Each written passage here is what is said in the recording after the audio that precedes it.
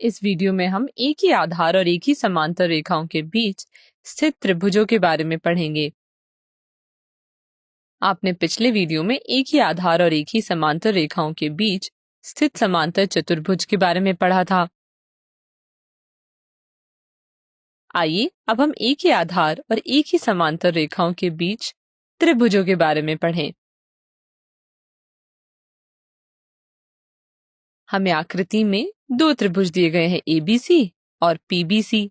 हम इसमें एक रेखा खींचेंगे जो CD पैरेलल होगा BA के और CR पैरेलल होगा BP के कि D और R रेखा AP पर स्थित हो।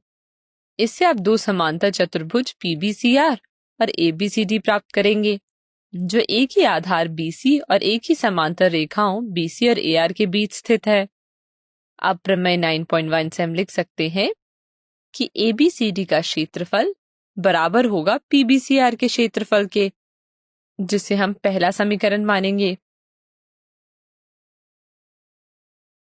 तो चलिए इसे समझने के लिए हम दोनों सर्वांगसम चतुर्भुज को अलग अलग करके देखें।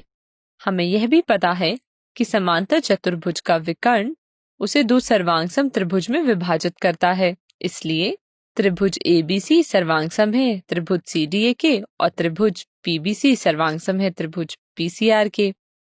एक ही आधार और एक ही समांतर रेखा पर त्रिभुज का क्षेत्रफल उस पर समांतर चतुर्भुज का आधा होता है। इसलिए ABC का क्षेत्रफल होगा हाफ इंटू ABCD का क्षेत्रफल और PBC का क्षेत्रफल होगा हाफ इंटू PBCR के क्षेत्रफल के।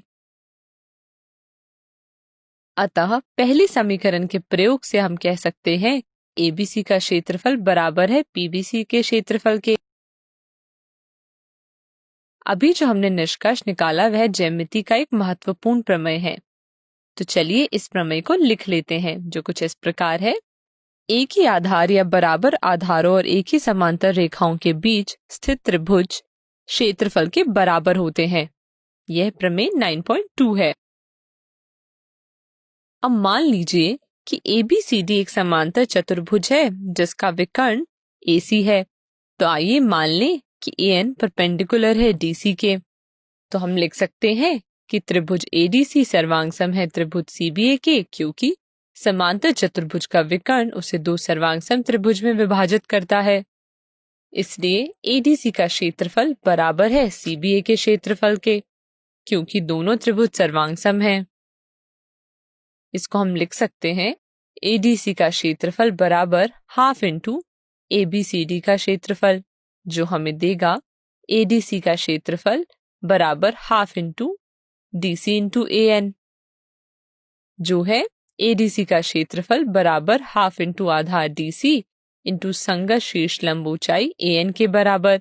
तो क्या आपने यहाँ ध्यान दिया?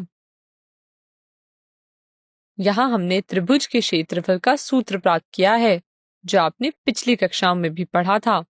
अतः दो बराबर क्षेत्रफलों वाले बराबर आधार वाले त्रिभुजों का शीर्ष लंब बराबर होना चाहिए, यानी कि उनका शीर्ष लंब या ऊंचाई एक ही होनी चाहिए।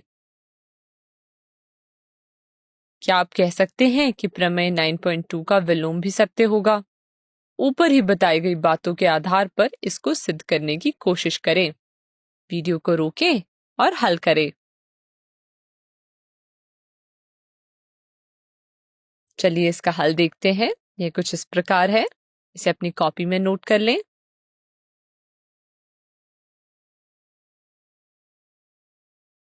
तो हमने देखा कि प्रमेय 9.2 का विलोम भी सत्य होता है, जो कुछ इस प्रकार है।